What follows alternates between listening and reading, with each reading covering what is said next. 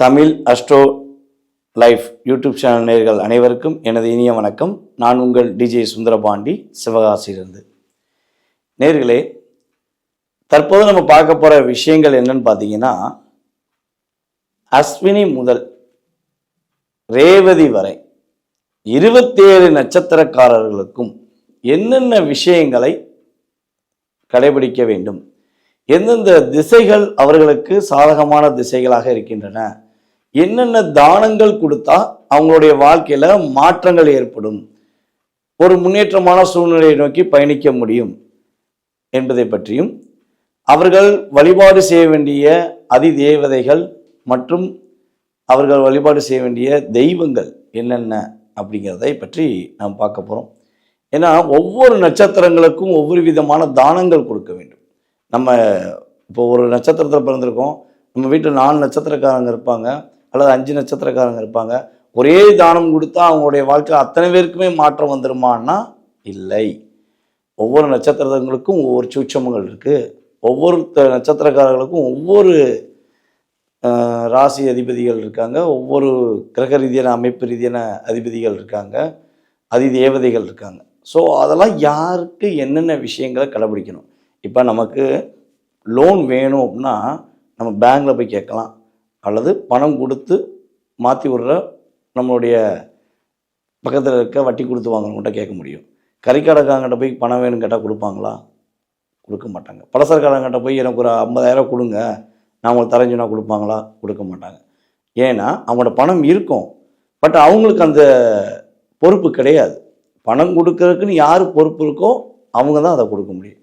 அதே மாதிரி நமக்கு எந்த விஷயத்தில் மாற்றம் ஏற்படுத்தணும்னு சொல்லி நம்மளுடைய இறைவன் யாரை நமக்கு நிர்ணயம் செஞ்சுருக்காங்களோ, நமக்கு எந்த விஷயத்தை நிர்ணயம் செஞ்சுருக்காங்களோ அந்த விஷயத்தை நம் சரியான முறையில் பயன்படுத்தும் பொழுது நம்மளுடைய வாழ்க்கையில் அதிர்ஷ்டங்களும் துன்பங்களும் விலகி அதிர்ஷ்டங்கள் அதிகமாகுவதற்கான ஒரு வாய்ப்புகளை ஏற்படுத்தி கொள்ளலாம் என்பதற்காக ஒவ்வொரு நட்சத்திரக்காரர்களுக்கும் அவருக்கேற்ற செயல்பாடுகள் என்னென்ன அப்படிங்கிறத தெளிவாக அந்த வீடியோவில் சொல்லியிருக்கோம்.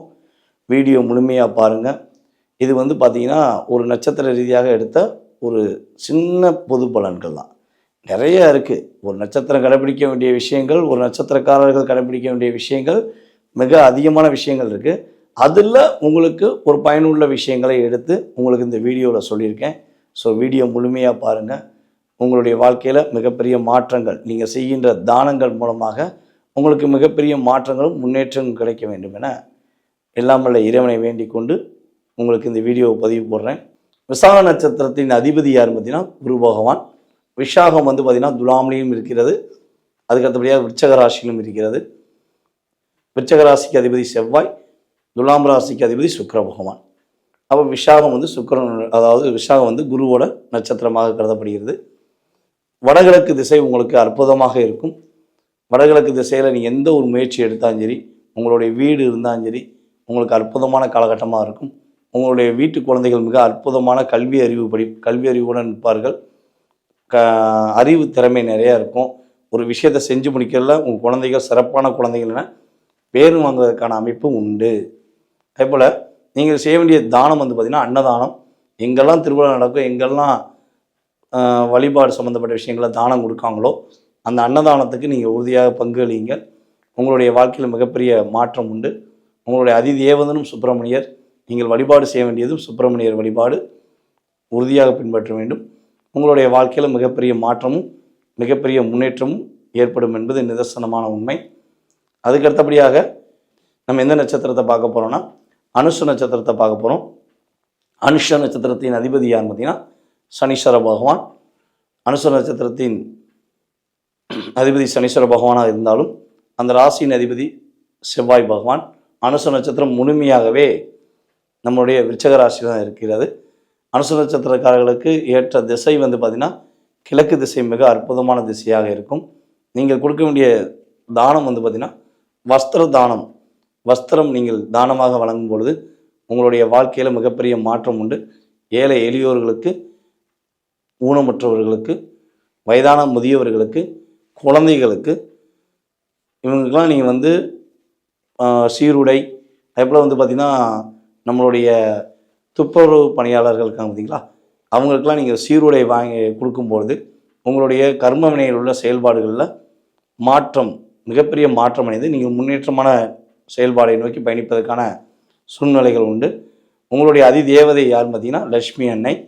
உங்களுடைய வழிபாடு, நீங்கள் செய்ய வேண்டிய வழிபாடு வந்தீங்கன்னா சிவன் கோயில் வழிபாடு நீங்கள் மனதார பின்பற்றும் பொழுது ஞாயிற்றுக்கிழமை யாரெல்லாம் அனுச நட்சத்திரக்காரர்கள் சிவன் கோயில் வழிபாடு செய்கிறார்களோ அவர்களுக்கு அற்புதமான ஒரு செயல்பாடுகள், முன்னேற்றமான சூழ்நிலைகளை உறுதியாக நட்சத்திர ரீதியாக ஏற்படுத்தி கொடுக்கும் என்பது நிதர்சனமான உண்மை.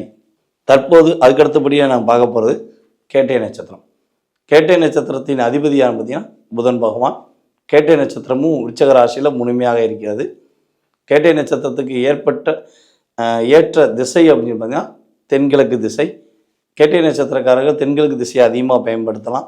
தென்கிழக்கு திசையை அவர்கள் பயன்படுத்த அடுத்த கட்ட நகர்வு, அடுத்த கட்ட செயல்பாடு ஏற்படுகின்ற தடைகளை நீக்கி வெற்றி காண்பதற்கான ஒரு அற்புதமான காலகட்டமாக எடுத்துக்கொள்ளலாம். நீங்கள் கொடுக்க வேண்டிய தானம் வந்து பார்த்திங்கன்னா கோதானம், பசுவை கோயில்களுக்கு தானமாக கொடுக்கலாம்.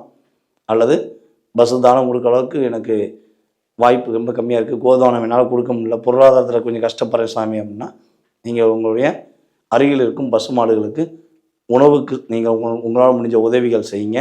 கோயிலில் இருக்கும் பசு மாடுகளுக்கு உங்களால் முடிஞ்ச உதவிகள் செய்யும்பொழுது உங்களுக்கு மிகப்பெரிய மாற்றம் உண்டு. உங்களுக்குரிய அதிதேவதன் பார்த்தீங்கன்னா தேவேந்திரன். நீங்கள் வழிபாடு செய்ய வேண்டிய தெய்வம் வந்து பார்த்திங்கன்னா ஹனுமான் வழிபாடு உங்களுடைய வாழ்க்கையில் மிகப்பெரிய வெற்றியும் மிகப்பெரிய மகிழ்ச்சியும் கொடுக்கும் என்பது நிதர்சனமான உண்மை.